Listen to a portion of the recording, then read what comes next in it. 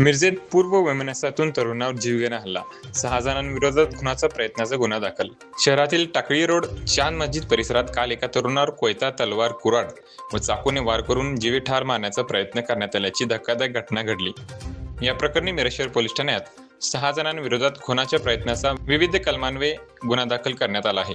पोलिसांनी दिलेल्या माहितीनुसार प्रदीप उर्फ शिव सदाशिव अत्नीकर हे काल त्यांच्या 2 मित्रांसोबत मोटरसायकलवरून मिरजकडे जात होते.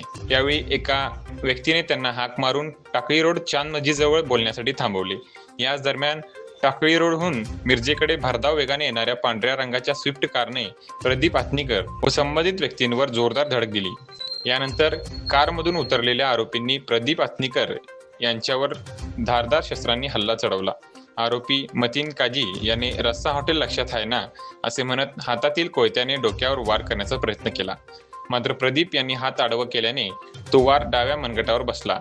त्यानंतर शौकत शेख यांनी तलवारीने, आयान लांडगे यांनी येडक्याने, शोएब शेख उर्फ निया यांनी कुऱ्हाडीने तसेच अन्य 2 अनोळखी आरोपींनी चाकूने डोक्यावर व शरीराच्या विविध भागांवर वार करून त्यांना जखमी केले.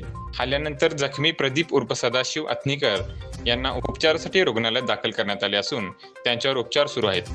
त्यांची प्रकृती चिंताजनक आहे. दरम्यान फिर्यादी प्रदीप पोपट खरे वय 31 राहणार बेथलनगर मिरज यांची तक्रारीवरून मतीन काजी, शौकत शेख, आयान लांडगे, शोएब शेख उर्फ निया व 2 अनोळखी आरोपींविरोधात गुन्हा दाखल करण्यात आला आहे.